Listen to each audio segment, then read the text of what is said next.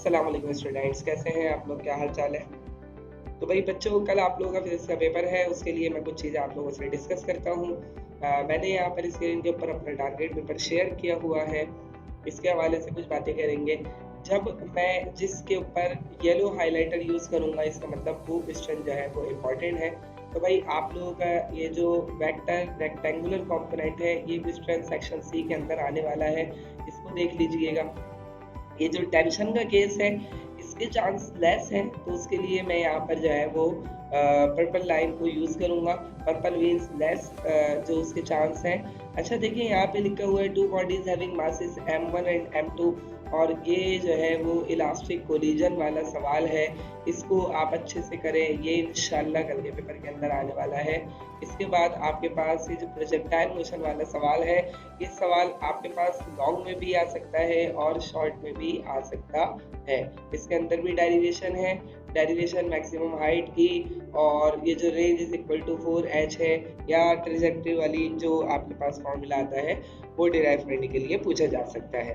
तो जो सवाल, कुछ सवाल ऐसे हैं जो कि आपके लॉन्ग में भी आ सकते हैं और वो आपके शॉर्ट में भी आ सकते हैं। ठीक है बच्चों। उसके बाद ये जो वेटलेसनेस वाला क्वेश्चन है, इसके भी चांस जो है वो लॉन्ग में आने के कम है, इसलिए हम यहाँ पर भी इसको पर्पल हाइलाइटर कर रहे हैं।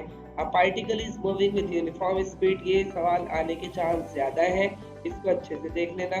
सर्कुलर मोशन वाला सवाल है, जिसमें आप सर्कुलर मोशन के प्रोजेक्शन को शो कर रहे होते हैं कि वो परफॉर्म कर रहा है simple harmonic motion.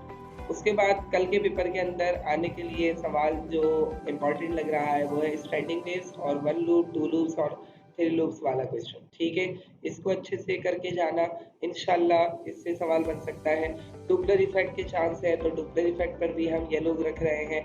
Young double slit experiment या न्यूटन रिंग, इन दोनों में से कोई एक सवाल आ सकता है, लेकिन इन दोनों में से कोई एक सवाल जो है वो कल के पेपर के अंदर चांस है कि वो कल के पेपर में आ जाए। ठीक है बच्चों।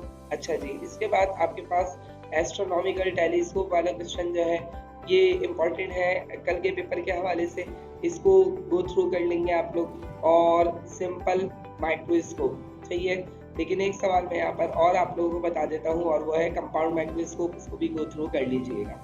अब यहाँ पर शॉर्ट के लिए मैंने यहाँ पे आपको मेंशन किया कि आप सारे डायमेंशंस देखेंगे। ठीक है।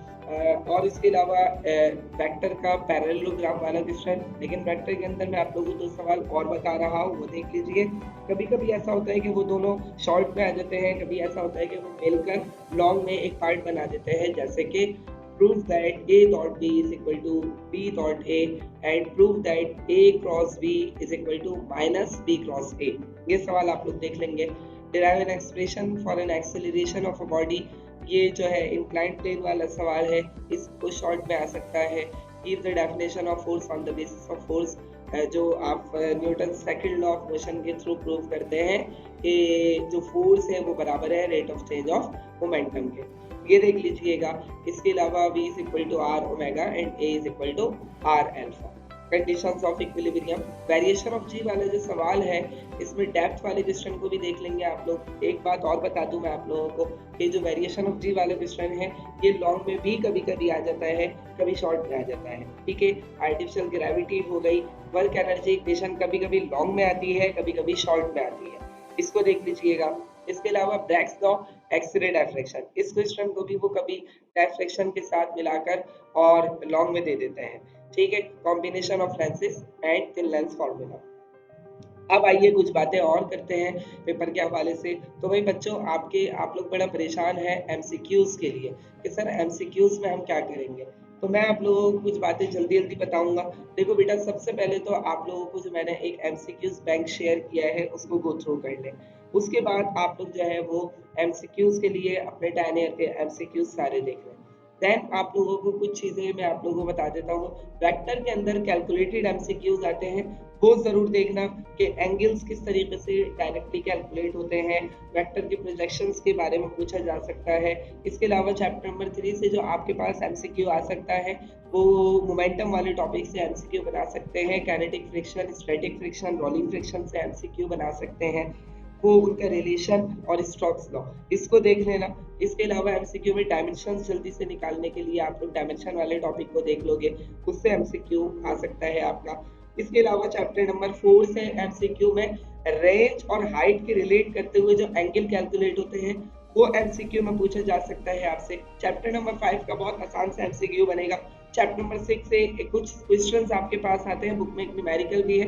What will be the value of gravity when a body is covered the height which is equal to twice of radius of earth and thrice of radius of earth. वो वाले question के तरीके से MCQ आ सकता है, वो जरूर देख लेना।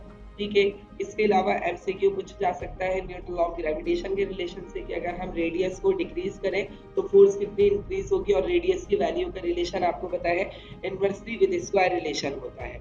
इसके अलावा एमसीक्यू में चैप्टर नंबर 7 से यूनिट्स का पूछा जा सकता है एनर्जी की। इसके अलावा वर्क के टाइप का, लाइक एक्यूट पे वर्क पॉजिटिव होता है, ऑब्ट्यूस पे वर्क नेगेटिव होता है, राइट एंगल पे वर्क 0 होता है। इसके अलावा आपसे चैप्टर नंबर 8 से एमसीक्यू पूछा जा सकता है वेलोसिटी ऑफ साउंड का। चैप्टर नंबर 8 से एमसीक्यू पूछा जा सकता है वेवलेंथ और लेंथ ऑफ द लूप वाले न्यूमेरिकल्स जो टॉपिक है उसके रिलेशन से। चैप्टर नंबर 8 से ही आपसे एमसीक्यू पूछा जा सकता है कि अगर एक पेंडुलम है जिसका टाइम पीरियड इतना है तो उसका लेंथ कितनी होगी, 2 मिनट की कैलकुलेशन होती है। इस तरीके के कैलकुलेटेड एमसीक्यूज आपसे पूछे जा सकते हैं। चैप्टर नंबर 9 से कंडीशन सारी देख लेना। कंस्ट्रक्टिव के लिए कंडीशन क्या होती है, डिस्ट्रक्टिव के लिए कंडीशन क्या होती है, न्यूटन रिंग के लिए फेज रिवर्सल क्या होता है जो कि 180 डिग्री का आता है, जो आप पढ़ते हैं वो जो न्यूटन रिंग से पहले वाला एक टॉपिक है जो कि थिन फिल्म्स वाला है, इंटरफेरेंस इन थिन फिल्म्स। इसके अलावा आपसे पूछा जा सकता है डिफ्रैक्शन ग्रेटिंग्स के हवाले से, और इसके अलावा आपसे पूछा जा सकता है जो आपका एमसीक्यू है चैप्टर नंबर 9 का, वो पूछा जा सकता है नेचर ऑफ लाइट से। उसके बाद आपके पास चैप्टर नंबर 10 से जो एमसीक्यू पूछे जा सकते हैं वो आपसे आप उसको गो थ्रू जरूर करेंगे। चैप्टर नंबर 10 के एमसीक्यू में मैं आपको बता देता हूँ तो जो image formation by convex lens है उससे नेचर ऑफ इमेजेस की जो रियल है और वर्चुअल है उनके डिफरेंस आप देख लें, उनमें से एमसीक्यू बन सकता है। कंपाउंड माइक्रोस्कोप और एस्ट्रोनॉमिकल टेलीस्कोप के अंदर आई पीस और ऑब्जेक्टिव पीस का क्या डिफरेंस होता है। इसके अलावा रूल्स पूछे जा सकते हैं, तो आप इनको अगर गो थ्रू करेंगे हाफ आवर आपको लगेगा, उस हाफ आवर से जो जो मैंने टॉपिक्स बताए इनको जस्ट गो थ्रू करें, इंशाल्लाह आपका एमसीक्यू का पार्ट भी बहुत अच्छा होगा। इसके अलावा भी अगर आप लोगों को कोई प्रॉब्लम हो, कोई कंफ्यूजन हो तो आप लोग कमेंट बॉक्स के अंदर मुझसे पूछ सकते हैं। मैं इंशाल्लाह आप लोगों को टिल जो 12 नाइट तक जो आप लोगों को मैं ऑनलाइन रहूंगा, मैं आप लोगों को हर चीज़ गाइड कर दूंगा। कोई ऐसी प्रॉब्लम नहीं है, आप लोग मुझसे पूछें कमेंट सेक्शन के अंदर। मैंने यहाँ पर अपना नंबर भी शेयर किया हुआ है, आप लोग मुझसे उससे पूछ सकते हैं। इंशाल्लाह आप लोग ये सारी कंफ्यूजन्स दूर हो जाएंगी। अपना बहुत ख्याल रखिएगा, अच्छे से प्रैक्टिस कीजिएगा। फी अमानिल्लाह, अल्लाह हाफिज़।